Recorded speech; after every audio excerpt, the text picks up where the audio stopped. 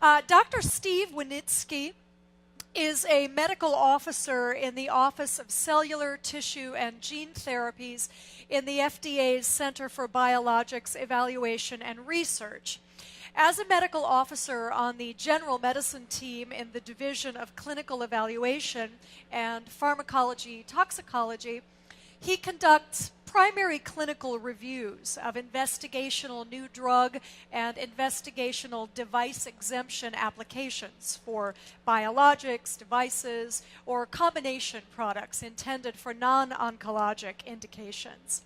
His topic today, the regulatory pathway of cellular therapy. So please help me welcome Dr. Winitsky. Thanks for being with us today. Thank you. Is it the clicker? Okay. Okay, great. Hello. So today I'm going to speak about the regulatory pathway of cellular therapy. Cellular therapy you're going to hear a lot about at this meeting. You've already heard a lot. There was a very nice talk by Dr. DeBaria. There are a lot of aspects of cellular therapy that are very attractive. It has great potential for a therapeutic for cardiovascular disease. And what I'd like to do is give you some idea of the steps that are important in the regulatory pathway when you're moving forward. It's a relatively young field, and a lot of the trials are phase 1 trials. So I'll focus on phase 1 trials and submitting IND. IDE is similar pathway for devices. There are some differences, but I'll be focusing more on the IND pathway. As a brief overview, we'll talk about clinical development programs and some of the important considerations and where phase 1 falls into that development plan.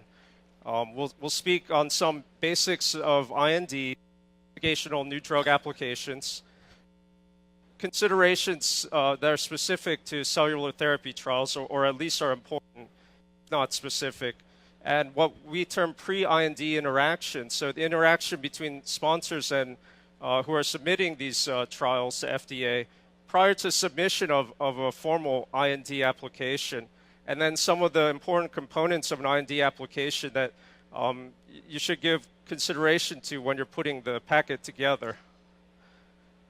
The clinical development program, as we all probably know, involves a number of phases, preclinical, phase 1, 2, and 3, and that's all to try to get a product approved and on the market.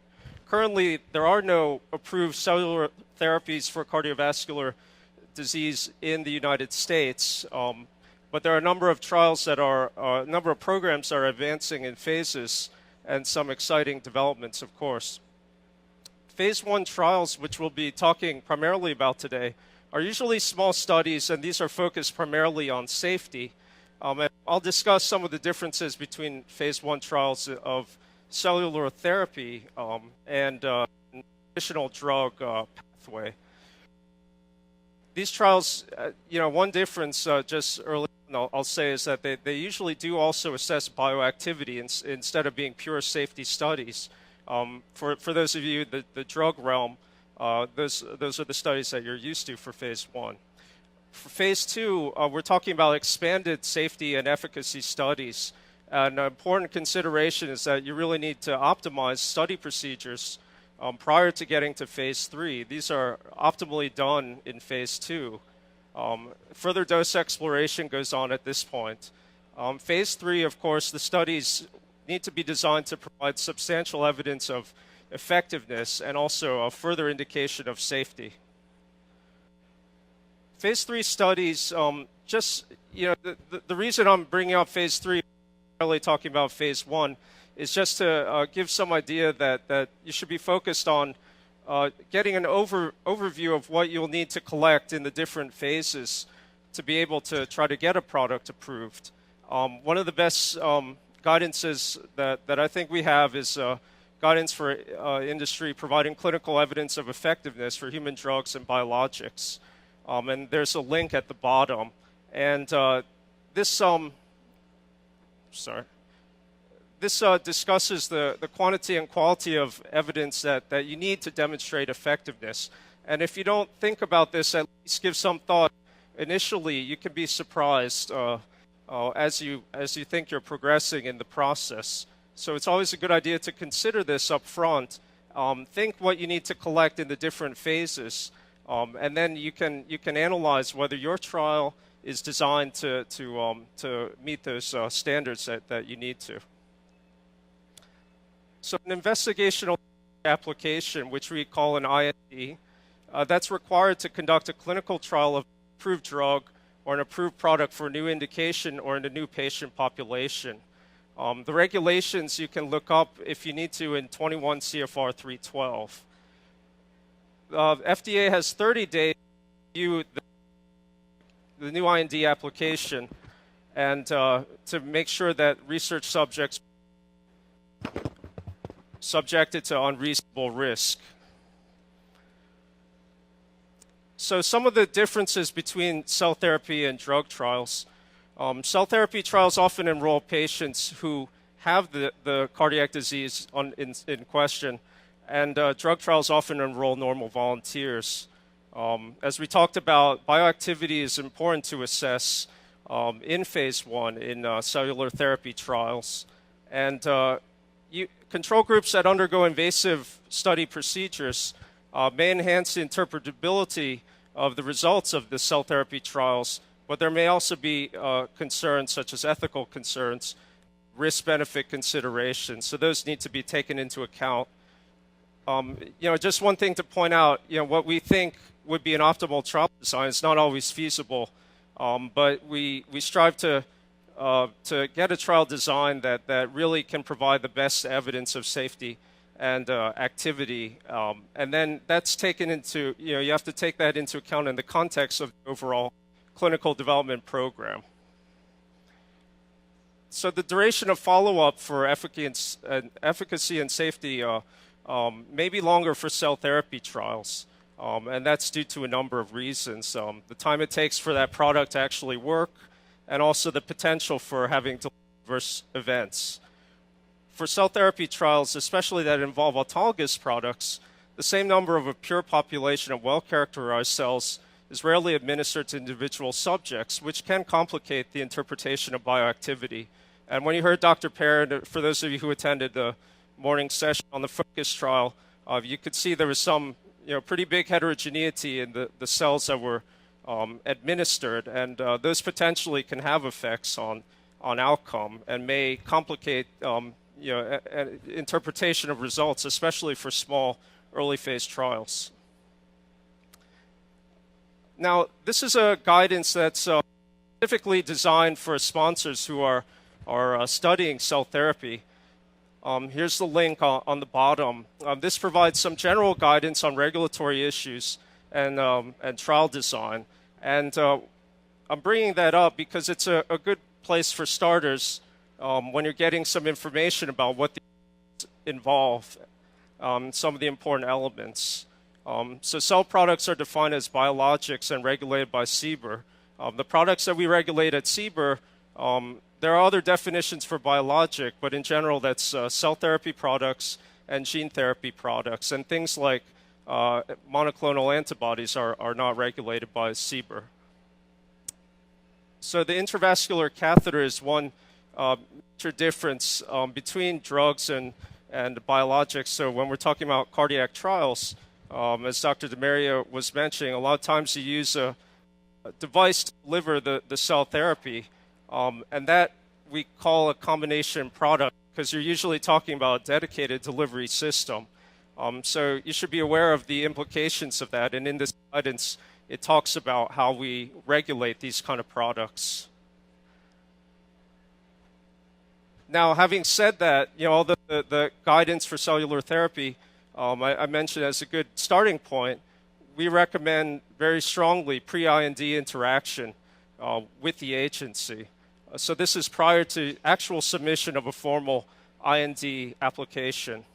So the guidance document cannot, of course, take care of every situation for every type of product and development program. So the pre-IND program allows for early communication between sponsors and the agency so that you get some guidance and feedback on things that are really going to be important for IND application. As I said, we strongly encourage this, and we can't emphasize enough that an open dialogue between sponsors and the FDA is really critical and gives you the best chance for conducting an efficient development program.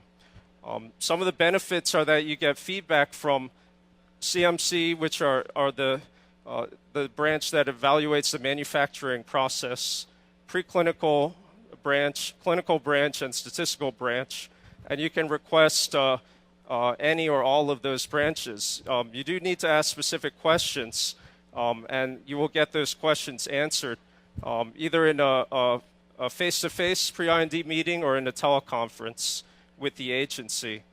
So the pre-IND package should contain an outline of the preclinical program, CMC, and the proposed trial. But for us to be able to provide helpful comments, we really need to see some more detailed data than just a general outline. But we can certainly apprise you of the major considerations. So some of the contents of an IND application, we'll go over some of the elements. A commonly overlooked area is the rationale, and this we actually focus on quite a bit when we're reviewing an IND application. We'd like to see why you think that the method of delivery, why this cell in particular, why the study population, why you think that based on your preclinical data and other clinical data that's available, why you're deciding to move forward with studying this in humans. The clinical data is listed, trials using the same agent, trials of related products, and the same or related delivery devices. Some farm tox information that's important are all in vitro testing that's been performed, farm tox study conducted in animals. Some of the data that's important is listed, bioactivity data from this. This helps us evaluate safety and potential activity in humans. CMC information, it's the related manufacture of the product and also gives some idea of identification characteristics of those cells, quality and purity. Bench testing is especially important for the catheter, issues like biocompatibility. One thing that can be pretty helpful is cross-referencing of files, of regulatory files. So for instance, a master file, let's say for a device, or other INDs. So you'll need permission from the sponsor of those INDs or files to be able to reference them, that is cross-reference them in your IND application. So part of the benefit is that it avoids repetitive submission of the same information, can often preclude the need to repeat studies that have already been done previously. However, we're not allowed to communicate with you the contents of what is in that IND or master file. So specific deficiencies in those files that you may not know about, because of that information contained in those files might not satisfy the issues that you think it's satisfying. So part of the protocol elements that are important, I'll just list some of them. The endpoints, an important consideration is that the endpoints are not necessarily the same for all phases of development. And this may sound obvious, but you really need to focus on why you're doing that phase trial, what information you're collecting, and the feasibility. So in general, phase 1 studies use multiple endpoints, and the reason is that it's important to collect as much relevant data as possible. However, improper analysis from the multiple endpoints can cloud the interpretation of those results and may lead to misrepresentation of product's activity. The primary efficacy endpoint, importantly for a phase 3 trial, must reflect a clinically meaningful effect of the product. And that's just something to keep in mind. So study population considerations. Early phase trials often enroll a very narrow subgroup of the total population that has a certain disease. This is done for risk-benefit considerations and also issues related to interpreting safety and activity assessments from that trial. And it's important that later phase studies strive to enroll a more general population if you want to address that issue of generalizability. And there are a number of trade-offs, and during the pre-IND process, we can certainly discuss the issues if you have questions about that. So some more considerations for the study population. It's important for biologics and cell therapy trials that study subjects must receive the standard of care therapy, and if feasible, try to exclude vulnerable populations. And while we're on that topic, for those of you who are studying things like congenital heart disease, planning on studies in pediatric patients without adult data, first for the studies, 21 CFR 50 and the subparts listed list some of the considerations that are critical for studies. And for instance, studies involving greater than minimal risk, studies involving greater than minimal risk but presenting prospect of direct benefit to individual subjects. Determine which category your trial fits into, and read these passages carefully so that you know what standard you'd be held to. Enrollment in the phase 1 trials, usually there's a staggered intra-cohort and inter-cohort administration of the investigational agent to subjects. This is done as a safety feature of trials. So if you see a safety signal arising, enrollment of subsequent subjects can be discontinued, and that can be done pending investigation of the safety of what's been administered already. Controls and blinding are often closely linked. The choice of one will affect the other. You have a number of options for controls: no control, a standard of care comparator, a sham procedure, a placebo control. And it's important to remember at the heart of all FDA assessments is a risk-benefit assessment. So in particular, the risk of the control procedure, the actual data that you'll be collecting, and whether the benefit of collecting that data outweighs the risk, especially for early phase trials. And blinding, open label, no blinding, single blinding, double blinding may be very important to assess activity. Safety monitoring plan there are a number of considerations. It should take into account existing data, preclinical or clinical data, and any unique characteristics of the product. Stopping rules should be strongly considered. These are rules that if a certain number of events are seen, these stopping rules are triggered and the trial is temporarily halted while a safety assessment can be conducted. DSMB, a data safety monitoring board, can be helpful. Duration of monitoring for efficacy and safety is dependent on a number of factors, but the assessment of long-term activity is fundamental to the ultimate determination of the risk-benefit ratio. And appropriate follow-up to monitor for adverse events is, of course, warranted. Some of the important assessments for these cardiac trials that use cell therapy: mortality, cardiac events, abnormalities in markers, which would be, although not an event in itself necessarily, or sometimes can be a biomarker for cardiac injury with catheters, actual damage to the heart, perforation, and pericardial effusion. And a lot of these products may be allogeneic. You may generate an immune response, so to study the cellular and humoral effects of the product when they're administered. Phase 1 analyses, statistical analyses are generally exploratory and are not powered to demonstrate significant differences in outcome, but can give you some preliminary evidence of efficacy. And it's important to consider pre-specification of the analysis, as that improves the interpretation of the data. And this is a website, and here's the link. This lists some webinars that you can just click on and look at all the different topics, so you can get some idea of what you'll need to consider in your IND. At the moment, it's preclinical and CMC topics, and the clinical talks will be added later in the year. And here's my contact information. All right, how about a nice thank you for Dr. Winitsky?